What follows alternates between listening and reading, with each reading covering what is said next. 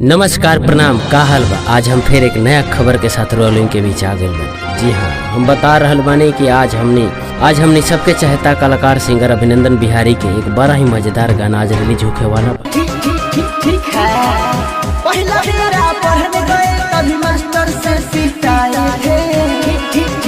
ठीक है, भले भले चढ़ाएंगे पढ़ने नहीं जाएंगे। ठीक है, कभी कभी बैल भी चढ़ाएंगे पढ़ने नहीं जाएंगे। ठीक है। जी हाँ, तो रुआ के बता दे कि अभिनंदन के इससे पहले 2 गाना रिलीज भई रहे, जौना के रुआ लोग बहुत प्यार दुलार दिले रहे। गाना रहे झगड़ा स्पेशल और केकरा से मिला तरु हमरा चल गईला पर। जैसे वो गाना के प्यार दुलार देने वैसे ही ये गाना के भी प्यार दुलार रुआ दे। तो हम बता दे कि ई गाना रुआ सुने में तो बहुत मजा आई। अब हम एक गाना के बारे में रुआ के बताओ चले कि ई गाना बड़ा मजेदार बा। ई गाना में दर्शावल गईल बा कि बचपन में लड़का पढ़े खातिर कितना परेशान रहे। कालिदास महाविद्वान जैसा हम भी बन के दिखाएंगे। ठीक है, अपना भैंस चलाएंगे रोजो पढ़ाने जाएंगे।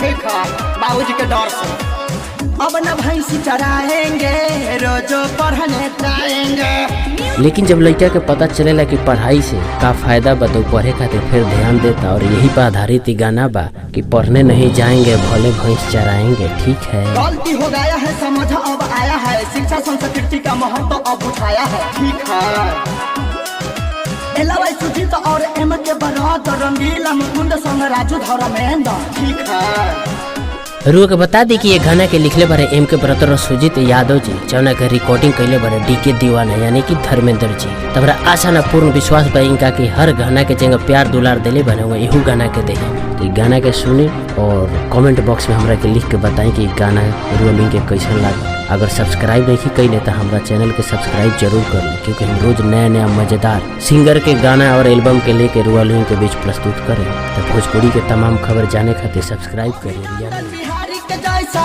हम भी नाचेंगे। ठीक है, अच्छा बच्चा कहाएंगे देश को आगे बढ़ाएंगे। ठीक है, अच्छा बच्चा कहाएंगे देश को आगे बढ़ाएंगे। ठीक है ना नीतीश चाचा।